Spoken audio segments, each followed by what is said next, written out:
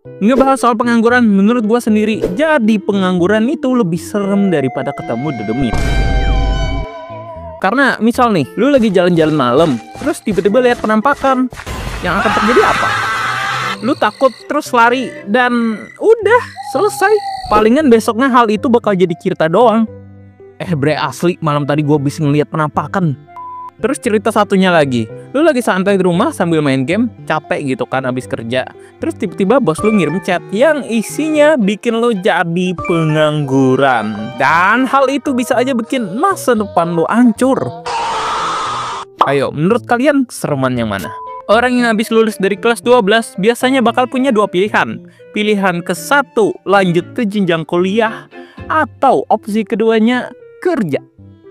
Nah, gue sendiri awalnya mau milih opsi 1, tapi kayaknya tombolnya macet deh. Jadinya ya gue milih opsi 2, kerja.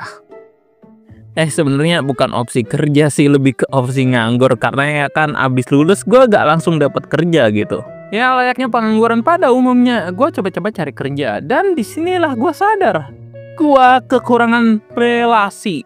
Yap, gue seorang fresh graduate, kurang pengalaman dan kurang relasi. Kombinasi yang hancur banget.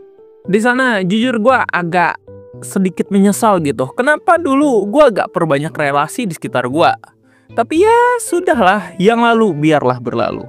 Selama nganggur tuh gue gak pernah minta duit ke orang tua gue. Karena ya malu gitu loh. Gue udah gak kerja, ya kali gue masih minta-minta duit. Dan sebagai anak pertama gue juga punya harga diri gitu loh. Jadi ya kalau ada apa-apa, gue pasti selalu pakai duit sendiri. Tapi ya lama-kelamaan duit gue itu mulai terkuras gitu loh. Sampai di mana puncaknya, HP satu-satunya gue baterainya hamil.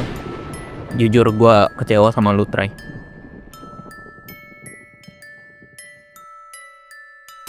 Ya, baterai HP gue kembung, jadi ya gue harus ganti. Tapi sialnya ini tuh nggak bertahan lama gitu loh, walaupun udah gue ganti. Nggak lama setelah itu baterainya kembung lagi. Terus ditambah kondisi HP gue tuh ya udah lumayan tragis gitu. Jadi ya daripada duitnya habis cuman buat perbaikin mulu, akhirnya gue pun niatan pengen beli. Nah, duitnya dari mana? Gue coba lihat tabungan gue, kok dikit ya, kurang ini mah. Dan ya akhirnya dengan perasaan gak enak gue pun minta bantuan orang tua gue buat nambahin duit gue. Aduh. Nah, habis beli HP tuh duit gue habis, real habisnya. Untungnya gue masih tinggal sama orang tua, jadi ya masih aman-aman aja. Tapi kalau nggak ada duit kan nggak enak. Belum lagi kuota internet gue tuh udah mau habis gitu. Tapi ajaibnya waktu gue jogging, gue tiba-tiba nemu duit 10.000. Karena waktu itu gue lagi perlu banget, jadi ya udah gue ambil. Tapi tenang aja, abis itu waktu ada duit gue ganti. Rencananya gue ganti dengan nyumbangin duit 10.000 ke kotak amal. 1 bulan kemudian, gue dapat kerjaan di percetakan. Soal kerjaan ini bakal gue ceritain kapan-kapan ya. Tapi yang jelas setelah kerja di sana selama 3 bulan, karena pemasukan toko yang kurang, akhirnya gue jadi pengangguran part 2. Ya, sumpah waktu itu gue tiba-tiba dicap tentang PHK gue malam abis gajian gitu. Dan jujur lumayan shock gue. Malam itu juga gue langsung chat ke teman-teman gue, ngabarin kalau gue di PHK. Siapa tahu mereka ada loker gitu loh buat gue. Tapi sayang 1000 sayang, mereka lagi nggak ada loker gitu loh. Tapi nggak menyerah di situ aja, gue coba cari-cari dari internet, mulai dari FB, IG, dan aplikasi-aplikasi buat cari loker. Tapi ya belum nemu juga. Terus waktu paginya gue pun ngabarin ke orang tua kalau misalkan gue itu abis di PHK. Tapi untungnya orang tua gue baik.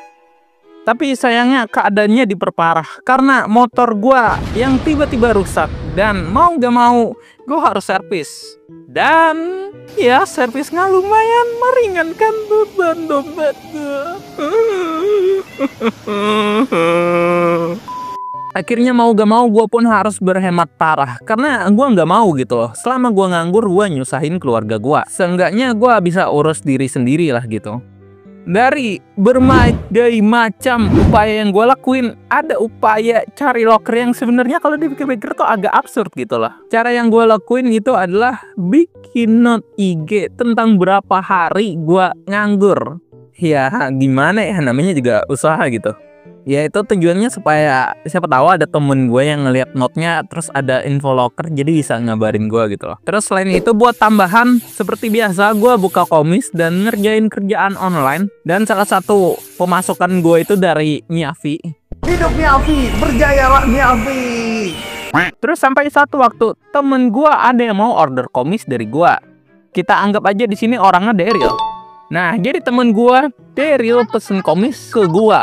Nah komisnya tuh sebenarnya terdengar rada suram dan sedih gimana gitu loh. Dan setelah mendengar hal itu gue jadi agak bersimpati gitu loh. Akhirnya karena temen juga gitu loh, jadi ya gue kasih diskon setengah harga, baik kan gue. Tapi dengan syarat dia harus bantu gue cari locker. Baru beberapa hari gue selesaiin komisnya Daryl, tiba-tiba dia ngechat. Yuk, gue ada locker nih, jadi barista gitu. Lu mau gak? Real kah?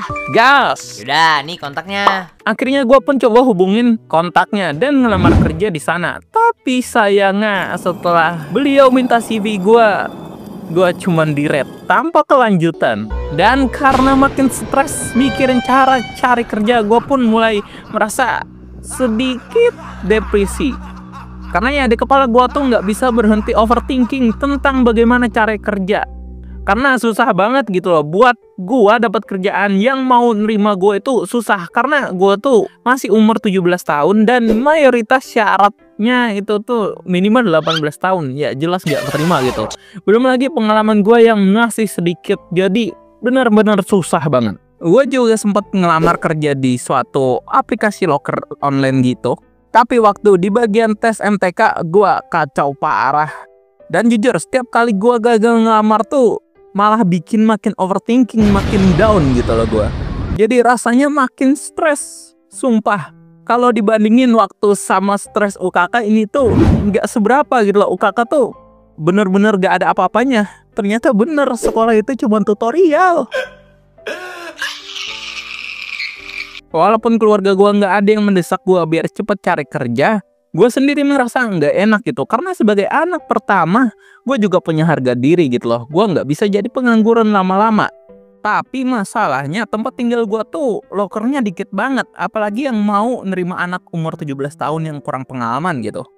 Sebenarnya gue sempet hampir keterima di suatu perusahaan. Tapi ini tuh di Balikpapan. Yang mana jaraknya tuh dari tempat gue tinggal itu tuh ujung ke ujung. Jadi karena berangkatnya nggak dibiayain dan nggak dapet restu dari keluarga, gue pun jadinya masih nganggur dan kembali sedepresi. Tapi secerca harapan pun muncul. Daryl bilang kalau misalkan dia itu mau resign kerja karena dia mau ikut kerja sama kakaknya, tapi Januari nanti. Jujur di sana gue merasa sedikit berkurang stresnya. Tapi karena Januari masih lama, akhirnya gue pun masih coba cari-cari locker lagi. Siapa tahu dapat yang lebih baik gitu loh. Sampai ketika Januari udah deket, gue dapat info locker lagi dari temen gue yang lain. Kerjaannya tuh di percetakan lah gitu, kayak tempat kerja gue lama. Nah kebetulan ini tuh percetakan baru yang mau nerima orang yang awam sekalipun.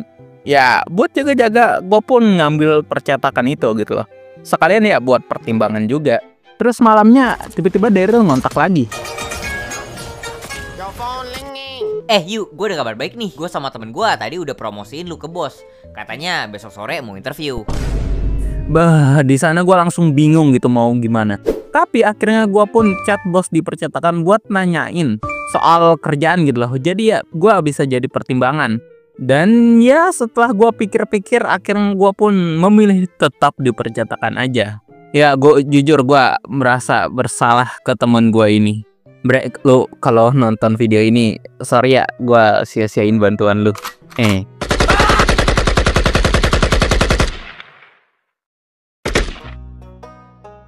Let's go, akhirnya videonya kelar coy. Gila nih video paling panjang 9 menit 30 detik animasi. Wah gila sih.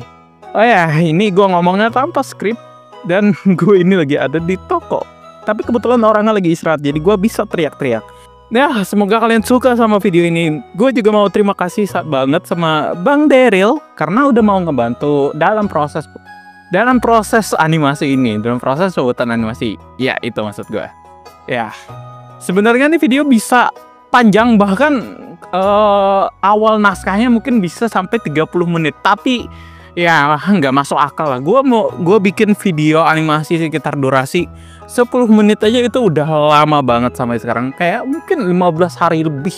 Bukan kayaknya, emang lebih gitu. Hampir 20 harian gue bikin satu animasi ini. Jadi kalau misalkan pakai durasi awalnya yang bisa sampai 30 menit, kayaknya setengah tahun gue baru upload. Nggak sebaik itu juga sih, tapi ya pasti bakal lama. Ini aja tuh sebenarnya udah gue pendek-pendekin, udah bener-bener gue singkat-singkatnya. Tapi cerita soal pengangguran dan cari kerja gue itu lumayan banyak. Ini masih seuprit doang gitu. Ya kira-kira seperti itulah cerita gue. Like kalau kalian suka dan dislike kalau kalian tidak suka. Subscribe boleh-boleh lah. Tapi jangan lupa subscribe ke Bang Daryl. Kayaknya gue gak perlu ngomong kayak gitu sih. Soalnya Bang Daryl subscribe lebih banyak. Ya, ciao.